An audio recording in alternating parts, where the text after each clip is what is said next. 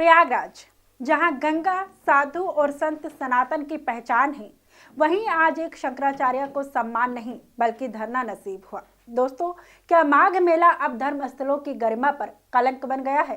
प्रयागराज में एक शंकराचार्य ने गुरुगण के सम्मान के नाम पर एक ऐसा कदम उठाया कि हिंदू समाज के भीतर ही गहमागहमी शुरू हो गई है। वो 1500 साल पुरानी परंपरा को चुनौती देते हुए मेला बीच में ही छोड़ रहे हैं।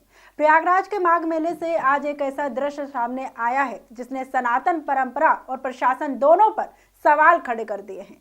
जिस शंकराचार्य को संगम तक सम्मान के साथ ले जाना चाहिए था, वही शंकराचार्य आज धरने पर बैठा है।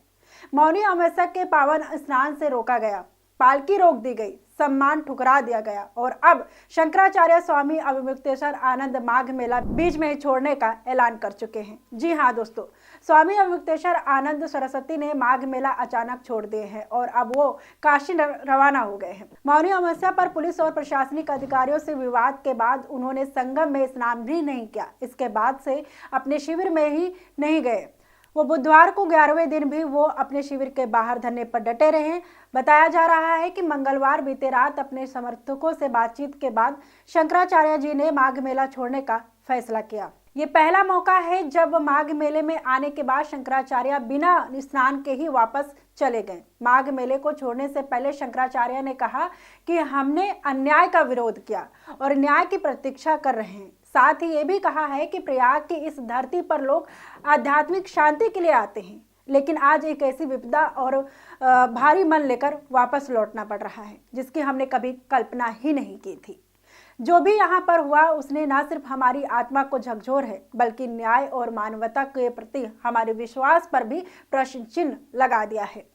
संगम की इस लहरों में स्नान करना केवल धार्मिक क्रिया नहीं है बल्कि आत्मा की संतुष्टि का एक मार्ग भी है।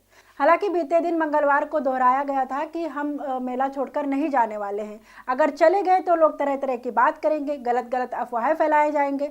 शंकराचार्य स्वामी अवमुक्तेश्वर आनंद 11वें दिन तक धरने पर बैठे रहे, नारे नहीं सवाल उठाते रहे, लेकिन जवाब नहीं मिला और अब शंकराचार्य ने माघ मेला बीच में ही छोड़ने का फैसला कर लिया है।